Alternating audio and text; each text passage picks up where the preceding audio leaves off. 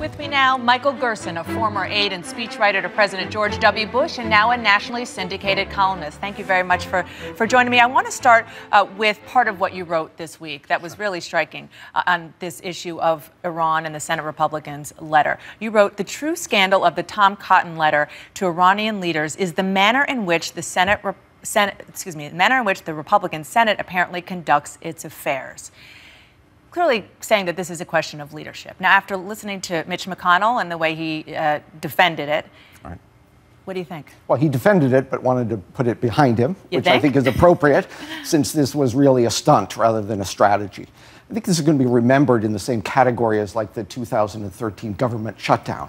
You have a very bright freshman senator tapping into a genuine tendency in the caucus, but being very counterproductive.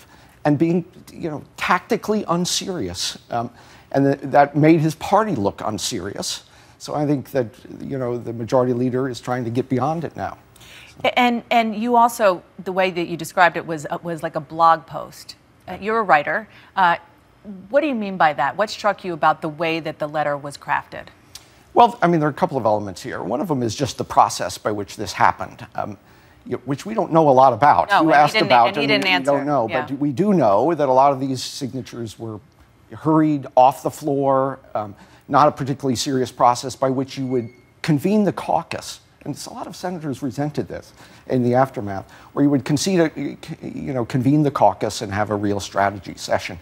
It also undermined the Corker-Menendez kind of attempt to secure veto-proof majority for the legislation to involve them in this Iran process. They were 2 votes away from that 67. Now they're reassessing this coming week. Where are they in this process? But also, you've got a situation where any Republican who imagines himself in that seat should view this as a terrible precedent. To have the Congress communicating with a foreign power in the middle of sensitive negotiations. That's simply not the way you can do foreign policy. Now, you are a Republican, have relationships with Republican senators. Have you heard from any since you've written this column?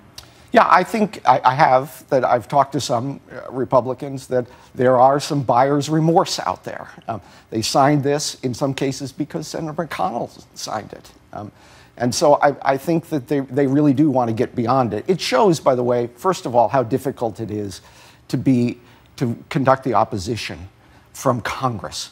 You can't speak with one voice. You have everyone from Corker to Cotton in this. It's hard to speak with one voice. And you can't, and the U.S. needs to speak with one voice in foreign policy matters. You can't have 535 What about McConnell's argument that this has happened before? He talked about Robert Byrd going to the Soviet Union to explain to them how the Constitution works. Jeb Bush, I was with him in New Hampshire. I asked him this question. He said, well, remember, Nancy Pelosi went to Syria during my brother's time in office. So of course that's true. I mean, I remember General Pelosi essentially trying to undercut funding for U.S. troops on the ground in Iraq. We didn't find that attractive.